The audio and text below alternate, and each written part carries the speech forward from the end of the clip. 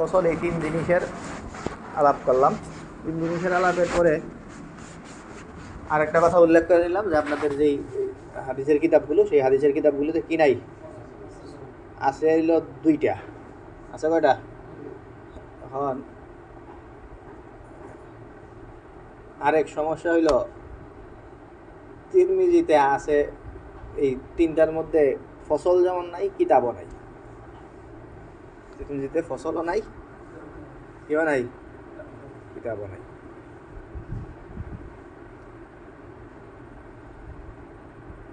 তাইলে ফসল কারে কইছি? মাজমুআতুম মিনাল মাসাইলি মুত্তাহিদাতিল আনওয়া, নাউজার এক। তো নাও এক হইলে তো জিনিস একই, সেটা ফসল। তো সেই জিনিস আপনাদের এই বছর কাজে লাগতেছে না, না ওই জিনিস তো শিখার কাজে আছে, আসতেছে না আর। আর বাপটা পাইবেন সব জায়গায় পাইবেন, সব কিতাবে পাইবেন, তিরমিজিতেও পাইবেন। বাপ কাকে বলে বলছি? মাজমুআতুম মিনাল মাসাইলি মুত্তাহিদাতিল আজনাস মুখতালিফাতিল আনওয়া, এই হইল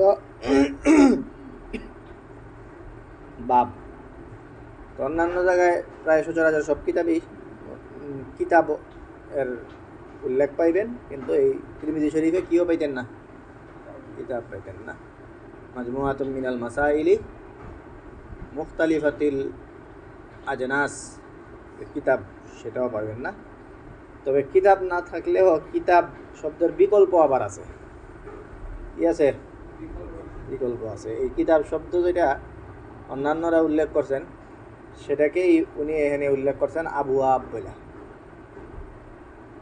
এই হইল আপনাদের আমরা বুঝাইলাম আবওয়াব ও তাফসীরিল কোরআন এর আবওয়াব বিষয়ক বক্তব্য। এই আবওয়াব বুঝাইতে গিয়ে আমরা এটার সাথে সংশ্লিষ্ট বেশ কিছু জিনিসের পরিচয় দিলাম। আর আবওয়াব যেটা, এটা আসলে কি জিনিস সেটা আপনাদের বললাম, যেটা আসলে ওই কিতাবের বিকল্প। উনি কিতাব শব্দ আনছেন না, উনি কি আনছেন? আবওয়াব আনছেন। তো জিনিস একই, কিতাব যেটা সেটার মধ্যে যেমন অধীনে বহু বাব থাকে, ওনার এই আবওয়াব যেটা, সেই আবওয়াবের অধীনেও কি আছে? বহু বাব আছে। তো বাব যেগুলো, সেগুলোর অধীনে তো মুখতালিফাতিল আজনাস মুত্তাহিদাতিল আনওয়া এইসব মাসাইল আলাপ হয়। আর এরকম বাবগুলি আছে। আর ওই বাব সব বলি তো যেই সবগুলো বাব যার অধীনে আসে, সেটারে অন্যান্যরা কিতাব আকারে উল্লেখ করেন। উনি অন্যান্য বাব যেটার অধীনে আছে সেটারে কিতাব না বললে কি বলতেছেন? আবওয়াব বলতেছেন। এই হলো আবওয়াবু তাফসীরিল কোরআন আন রাসূলিল্লাহি সাল্লাল্লাহু আলাইহি ওয়াসাল্লাম।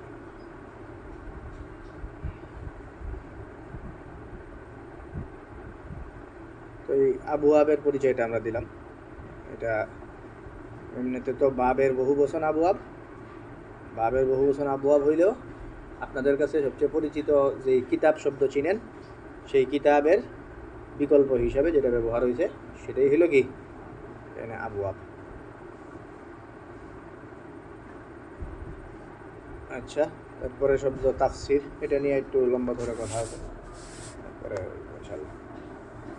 আপনাদের প্রথম দিন যখন আপনার সাথে কথাবার্তা হয়েছে, ফন্নে তাফসির, যেখানে বিভিন্ন ফনের সাথে নাহু, সরফ, বালাগাত, আদব এগুলোর সাথে তাফসিরও একটা ফন।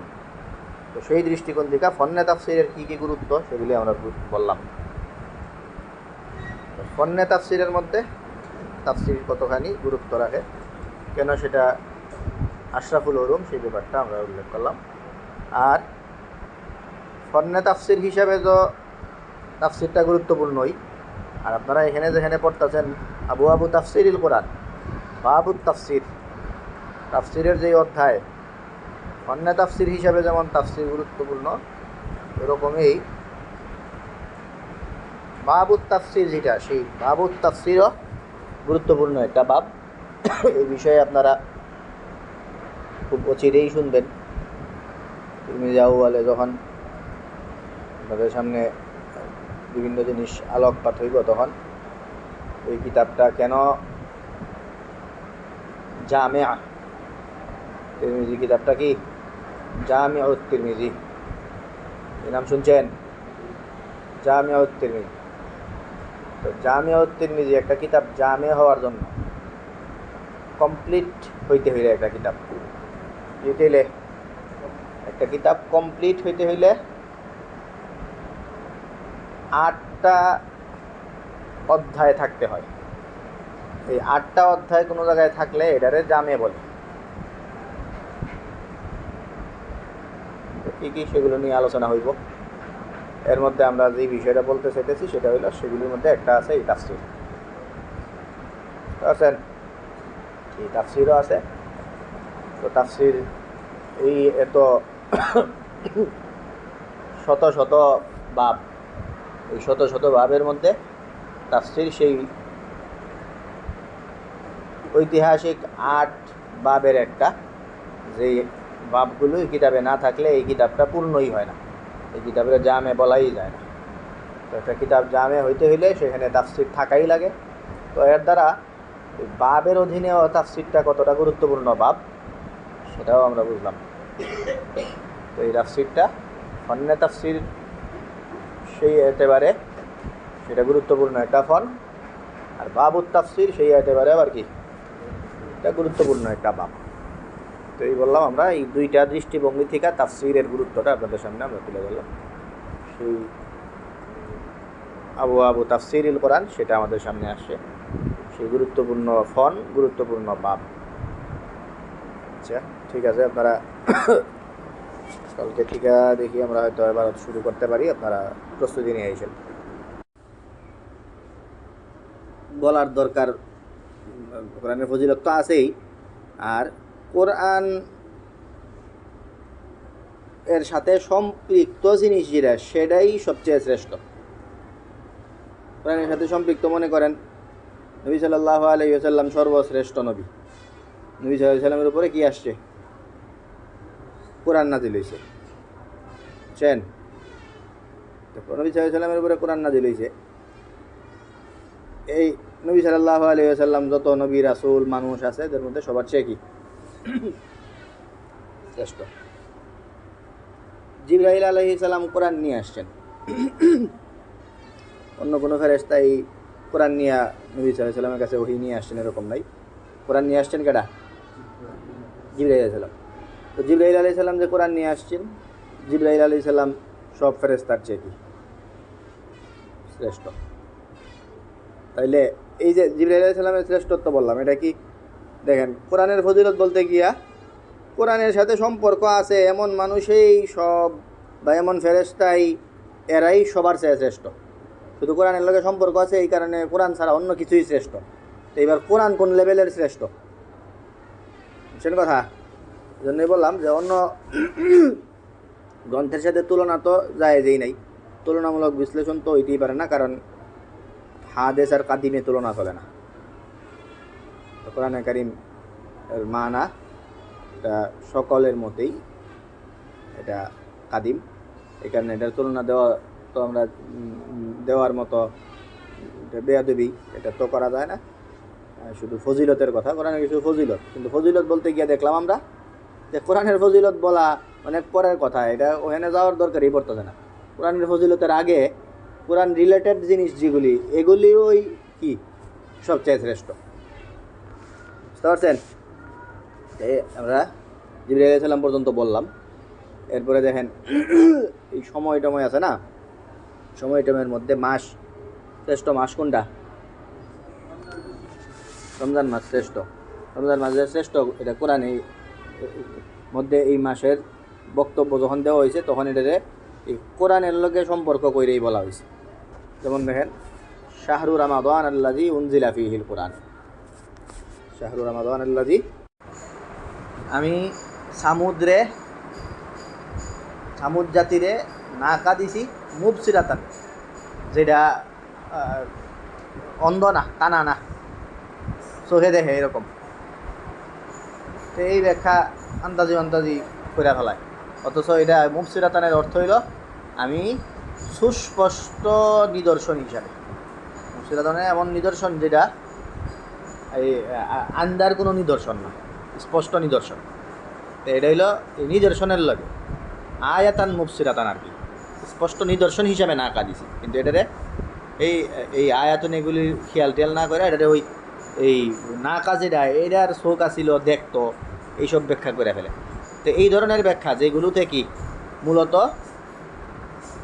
তাফসির বির রায়রে যারা তার জি দিয়া দেয়, তাফসির বিল রায়ে যাওয়ার আগে শর্ত হইল তাফসির বিল মাসুর, যেটা আপনাদেরকে বলছিলাম তাফসির বিল মাসুর আগে ঘাটা। তাফসির বিল মাসুর না পাইলে এরপরে হইল কই যাইতে হয় তাফসির বিল রায়ে। এখন তাফসির বিল মাসুর না গাইতেই যদি কেউ কী করে ফেলায় আগেই কই জায়গা চিন্তা ফিকির কিছু না করে এই ব্যাপারে কোনো কোরআন হাদিসে কিছু আছে কিনা, এটার ব্যাখ্যায় কিছু পাওয়া যায় কিনা মাসুর, এরকম কোনো কিছু না চিন্তা করে আন্তাজি বয়ে বয়ে নস একটা পাইল, আয়াত একটা পাইলেই হে কদূর আমি তো নিজেই বুঝি ব্যাখ্যা করে দিই একটা, এই কাম যারা করে এইটা হইল নিষেধ। তাফসির বিল রায় মুতলাকান নিষেধ না। তাফসির বিল রায়ের এই দুইটা অর্থ বললাম, একটা হইলো আগে থেকেই নিজের যে একটা রায় থাকে বা নিজের এক রায় তৈরি করা পরে কোরআনের আয়াতরে ওই রায়ের লগে নিয়ে মিল দিয়ে দেওয়া, নিজের একটা রায় আছে বাস এই রায়রে কী করলো এই মিলাই দিল, এই ইজহাবিলা ফিরাউন ইন্নাহু তাগা এটার লগে মিলাই দিল যে মুসা আলাইহিস সালামরে কইছে যে তুমি তোমার নফস ঠিক করো, ফিরাউন মানে নিজের নফসের দিকে ফিরো।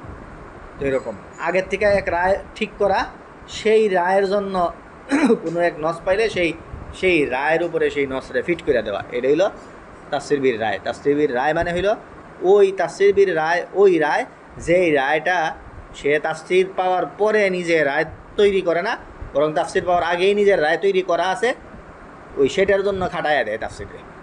এই হলো একটা। আর পরেরটা বললাম যে তাফসির বিল রায় যে নিষিদ্ধ হওয়ার দ্বিতীয় অর্থ হইল যে তাফসির বিল রায় মানে ওই তাফসির বিল রায় যেটার জন্য যেটাকে সে প্রাধান্য দিয়ে দেয় তাফসির বিল মাসুরের উপরে। মাসুর কি আছে এই ব্যাপারে তাফসিরের মধ্যে কোরআন হাদিসের নবী সাল্লাল্লাহু আলাইহি ওয়াসাল্লাম থেকে কোরআনের মধ্যে কী বোঝা যায়, সাহাবা একরাম কী বলছেন, সেইগুলোর কোনো তোয়াক্কা না কইরা আগেই নিজের থেকে রায় পেশ করে দেয় এটা।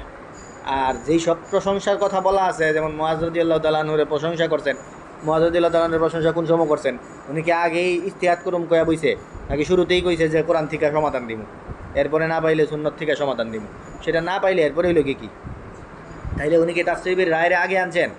তাফসির বিল রায় হইল তাফসির বিল মাসুরের পরে। এই তার টিপটা যারা ঠিক রাখে না, মাসুরের খোঁজ খবর যাদের নাই, তাফসির বিল রায় এমনি নিজের থেকে আগেই তাফসির বিল রায় কইরা বসে, এই এদেরকে হইল নিষেধ, এই হইল নিষেধাজ্ঞার দ্বিতীয় অর্থ। তো তাফসির বিল রায় যে নিষেধ, এটার এই দুইটা অর্থ বললাম আমরা, এই দুইটা অর্থ হইল তাফসির বিল রায় নিষেধ, বুঝতে পারছেন? আর যখন তাফসির বিল রায় নিষেধ না জায়েজ, ওই সময় আরেক মাসলা আছে, তাফসির বিল রায় কাল লাইগা জায়েজ। এই সুরতগুলি তো বললাম এগুলিতে জায়েজই না।